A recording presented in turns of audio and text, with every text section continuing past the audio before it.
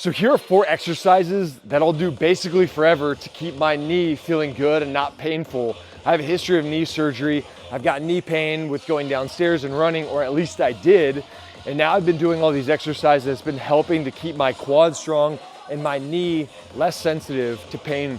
And so the first one that I like to do is a forward step down. Now the reason why we do forward versus like a step up or even a side step is that when I step forward, there's really no way but to load the quad. So when I step forward like this, it's really hard for me to shift the weight back to my hip, which is really what happens to a lot of people when they start to have knee pain. They'll start to squat and they'll notice, instead of squatting upright and loading the knees, they'll start to squat and their torso will get parallel to the ground. And that's just us shifting our weight back to our hip so that our knee doesn't have to feel that load. So the first one's that step down. The other thing, very easy. All these are great, they're easy. You don't need any equipment for this. Next one is gonna be a single leg wall sit. So I'm gonna come down to the depth that I feel good, and then I'm just gonna hold. So for me, my knee pain starts to come on when I get too low. And so I might just come down and then I'm just gonna hold that. Now this is an isometric contraction. It's a closed chain isometric. And so my quad right now, you know, even after the steps, and I've been doing some demos, my quad's shaking, it's on fire. I'm just gonna hold that.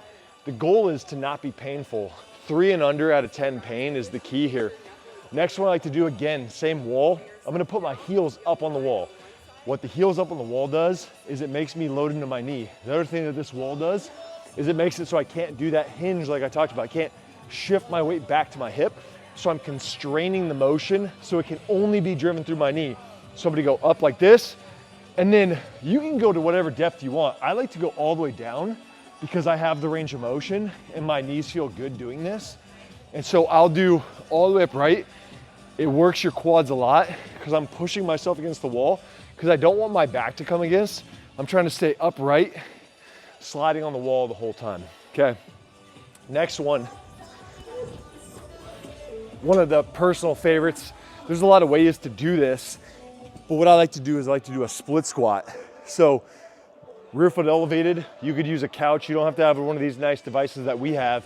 Use a couch, use a chair, put it up on another bar at the gym, and you're just gonna control the way down. You could explode up, you could do a drop catch. Like there's a lot of things you can do with tempo. You can pull different levers to make this work for what you're trying to do, right? Like early phase, I might do down, hold, and then push back up. Late phase, I might do like a drop catch, hold, explode up. And so I'm trying to train power in that motion. But the benefit of a split squat is massive for knee pain. And so those are the 4 exercises that I do on a daily basis to keep my knee from hurting.